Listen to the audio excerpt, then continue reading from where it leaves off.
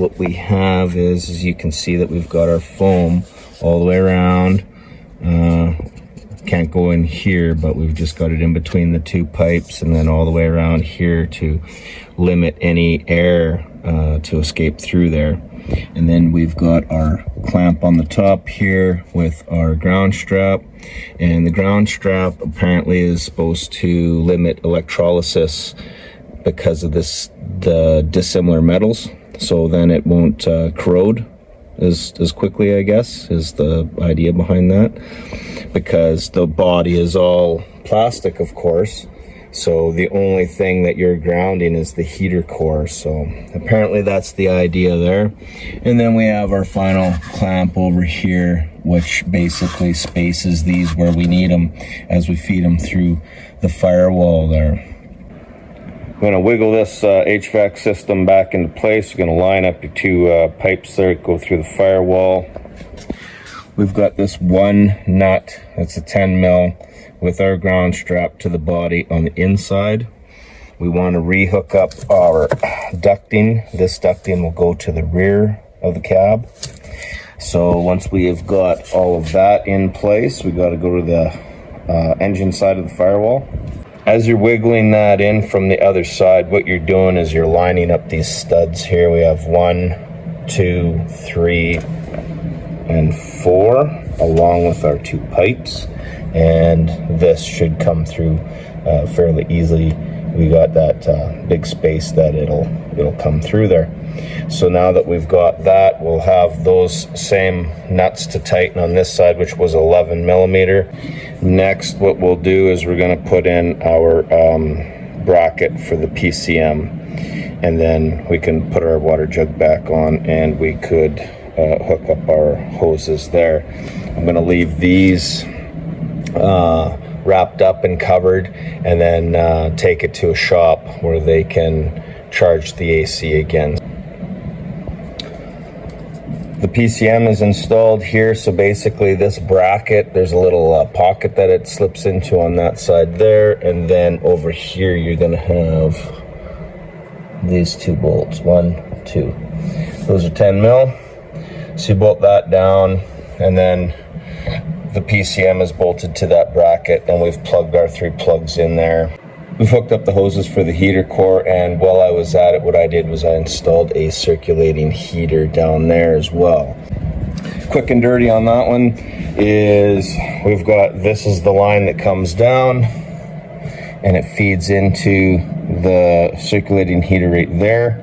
It comes out the end, goes into the heater core, comes out, and then this hose here is just the same factory hose, and then it goes into here. So that's how I've got that hooked up. Hopefully it works. And what I want to do is I want to prime the system, and I want to see if we have any leaks before I put that dash in place. Without that dash installed, if we can circulate the system, we can find out whether or not this is leaking before we put the dash back on here. And we should be able to do that because all the components that were unplugged from the dash don't have anything to do with the ignition. The ignition is all still operable there. All these other connections are for all the other accessories for the dash and the cab and everything else. So we should be able to do that. So we got this thing running. We're putting our fluid in.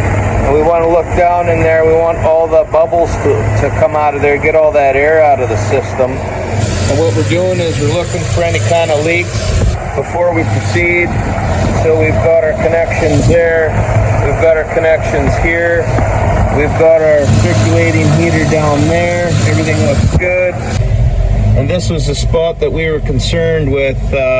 We really don't want this leaking in here. And you touch that, that's hot. She's hot, she's working, so pretty satisfied everything's working here. So as I was saying, the ignition isn't affected by removing the dash and all its components. Remove that air ducting so we could get at that. Just used a hole saw, put a hole in there. We'll put all the air ducting back together, and then we're going to try and fish wires through that hole. So that other wiring is going to come in underneath of there. And then I think what it was before is it came on the underside of this, and then the wiring came in through here, but all of that was behind this air ducting. So I'm thinking that we'll be able to still put the wiring underneath here, but instead of going behind the ducting and through this hole, we'll be able to stuff that through that hole there. Oddly enough, seemed to be the most difficult ones to deal with was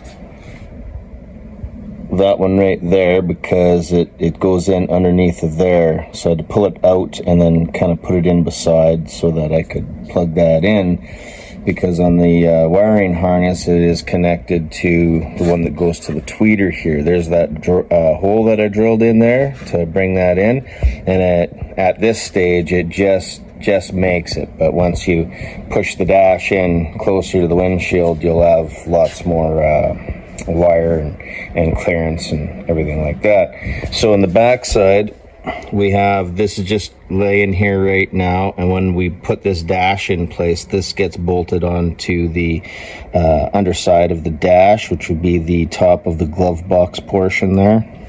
Now over here on the driver's side, we tried to do our best to get all our wires out. So there again was the wires for the radio. And then we pulled out the wires. There's a little hole down there. Pulled out all the wires for, basically that's your cigarette lighter, your power outlet, some lights, stuff like that. In here we've got these plugs that we've brought in. This one I do not know what it is, but I do think that it'll go on this side of the gauges. And then you have to work to manipulate this plug in behind that air ducting, and then kind of snap it into place. And then in the back here, there's that wiring, and it goes in above this plate. You just got to work it and try and get that in there. And then over here we had for our headlights, so this is for our headlight switch, and then this was like I don't know if somebody put a kill switch in, or if that was for extra lighting or something previous. And then down in here we've just left that loose right now in the bottom, because these components here, this one and then there's another one, they'll get bolted onto here. So we'll try to get the dash in place first, and then we'll bolt those on. So hopefully we've captured all the plugs that need to come through the dash as we slide it into place, and then we can bolt it in. And then I think before bolting anything in, we put the dash, kind of slide it back into place where it's supposed to be on the studs on top there, and then we make sure that we're satisfied that we've got everything right. Double check with all the components that got to be reassembled, and we've got a plug coming through for each one of them. This here is going to get bolted to the underside of the dash. We've got this pulled out right now, so we can get at our side bolt down here. And then we have all of our 2 bolts, one on each corner, and our nuts along the top. Another side bolt down there, and then we've got some brackets and stuff here. And what I did to organize everything was I just put them in these Ziploc bags. So we've got, like, I believe that's side bracket, front bracket, side bolts, and then all the bolts and nuts along the top there.